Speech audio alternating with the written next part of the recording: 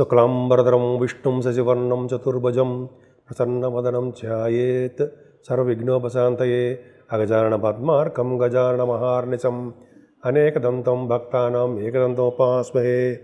ఓం గం గణపతయే నమః. ఓం శ్రీమాత్రే నమః. ఓం శ్రీ గురుభ్యో నమః. నేను మీ వాడ్రే ఆదినారాయణరావు. ఇప్పుడు మనం 13 ఏప్రిల్ నుంచి 19 ఏప్రిల్ 2025 అంటే ఈ వారం రోజులు కూడా ఈ వీక్ అంతా అనుకోవచ్చు. ప్రతి రాశి వారికి మేషరాశి నుంచి మీనరాశి వారికి కూడా ఎలా ఉండబోతుందో తెలుసుకుందాం. ప్రతి రాశి గురించి తెలుసుకుందామంటే ముందర ఏ రాశిలో గ్రహాలు ఎలా ఉన్నాయి. మేషరాశిలో రవి 14వ తారీఖు నుంచి ఉచ్చస్థితిలో వస్తాడండి. 3 డిగ్రీల దగ్గర పరమోచ్చలో ఉంటాడు. వృషభ రాశిలో గురుడు, అలాగే కుజుడు కర్కాటక రాశిలో ఉండడము, ఆయన 3 డిగ్రీస్ దగ్గర నీచ స్థితిలో ఉండడము, చంద్రకేతువులు కన్యారాశిలో ఉండడము, అంటే 13వ తారీఖునే కన్యారాశిలోకి చంద్రుడు వస్తాడు.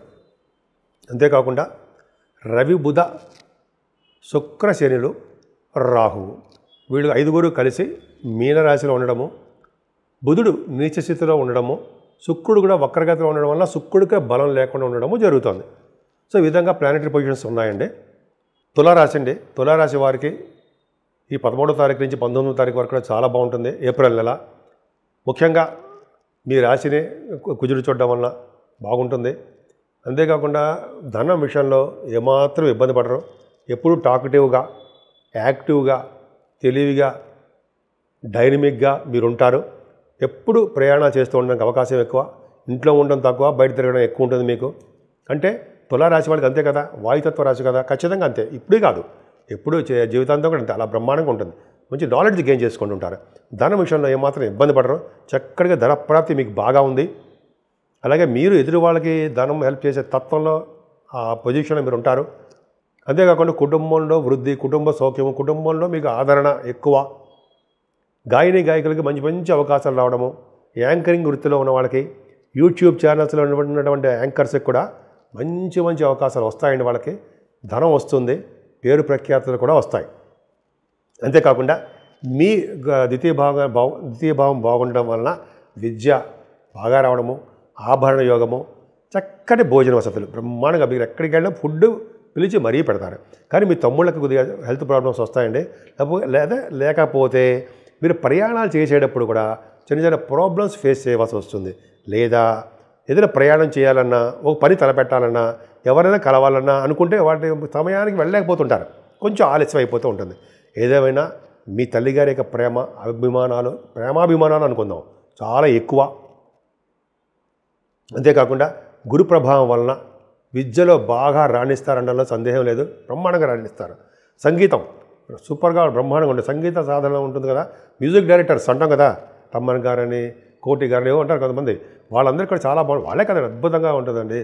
మణిశర్మ గారు అనుకుంటాం కదా, మంచి అద్భుతమైన మహానుభావులు అందరూ. వాళ్ళందరికీ కూడా చాలా చాలా అద్భుతమైన ఫలితాలు ఉంటాయండి. అదే కాకుండా ఈ 4th భావం వలన రైతులకి పంటలో నష్టం రాకుండా ఆనందమయంగా ఉంటారు, సంతోషంగా ఉంటారు. ఈ వారం మొత్తం కూడా చాలా బాగుంటుంది. అలాగే వాహనాలు, గృహము, అపార్ట్మెంట్లో మీ తాహతకు తగ్గట్టుగానే మీరు కొనుక్కుంటారు. అలాగే సంతానం విషయంలో ఏమాత్రం ఇబ్బంది పడరండి. చక్కగా సంతానం ఉంటుంది. మీకు స్టాక్ మార్కెట్లో కూడా కొద్దిగా గొప్ప మీకు కలిసి వచ్చే అంశంగా చెప్పచ్చు. 6వ భావంలో రవి బుధులు.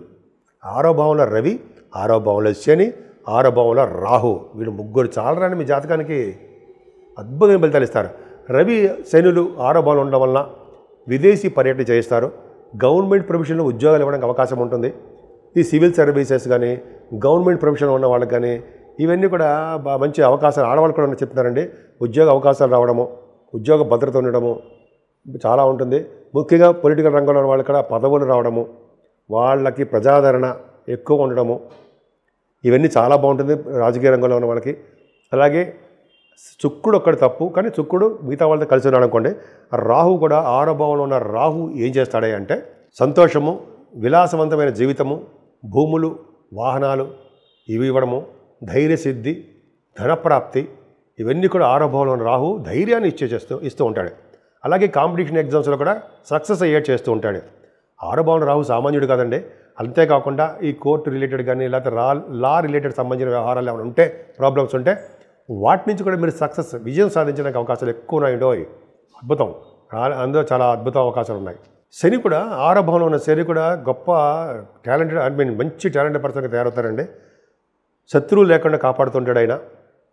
అలాగే తండ్రికి సంబంధించిన వారితో విరోధం కలిగేట్ చేస్తుంటాడు ఆయన. 6వ భావంలో శని ఉంటే పుత్రులు కలిగేట్ చేస్తుంటాడు. మీరు కావాలంటే చూసుకోండి. మీరు 6వ భావంలో కానీ శుక్రుడు అంటే పుత్రులు కలగడానికి అవకాశాలు ఎక్కువ ఉన్నాయి. దేశ సంచారం కూడా చేస్తారు. అద్భుతంగా చెప్పుకునేటప్పుడు చాలా ఉందండి.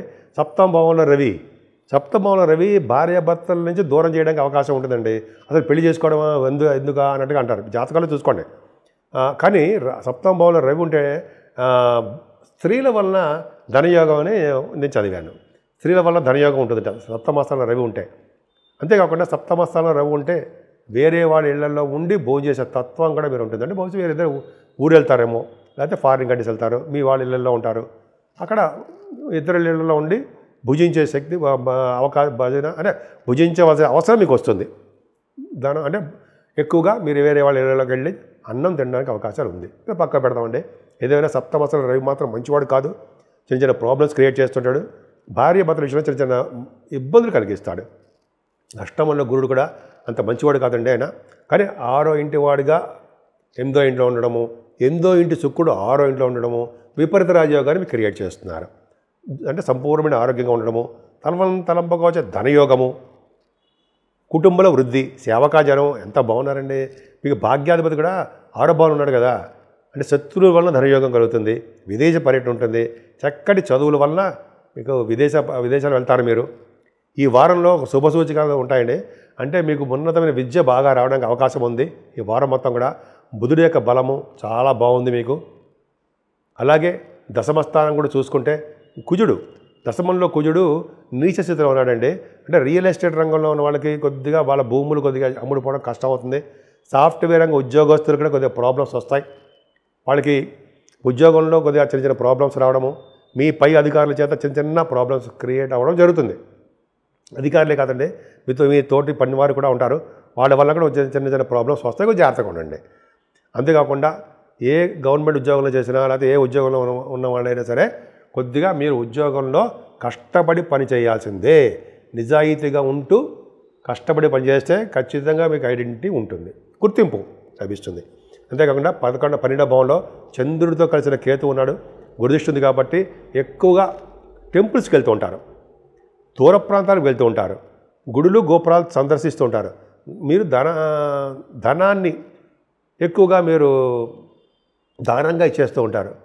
అంతేకాకుండా మీకు సన్మానాలు జరగడము, విదేశాల్లో ఉండడము జరుగుతుంది. కొంతమంది కేతు ఉంటే 12వ భావంలో కోర్టు సంబంధించిన వ్యవహారాలు, హాస్పిటలైజేషన్ అవ్వడము కొంతమందికి ఉంటుంది. కానీ గురుబలం ఉంది కాబట్టి అటువంటివి ఏమి ఉండకుండా చక్కగా స్తబ్దతగా హాయిగా నిజాయితీగా బ్రహ్మాండంగా ఎక్కువగా మీకు సక్సెస్ఫుల్లే ఎక్కువ ఉంది వారం మొత్తం కూడా.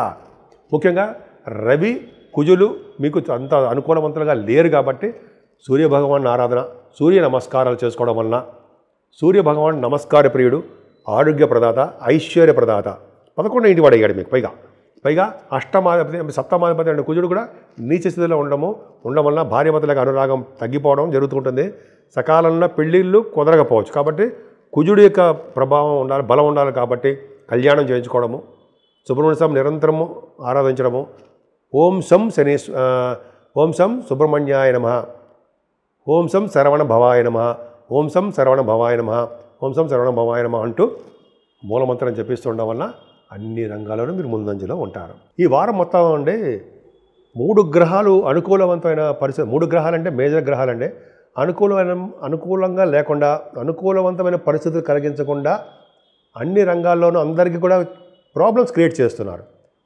వాళ్ళు ఎవరయ్యా అంటే కుజుడు నీచ స్థితిలో ఉండడం వలన అన్ని రాశుల వారికి కూడా ఏదో విధంగా ఆయన ప్రాబ్లమ్స్ క్రియేట్ చేస్తున్నాడు.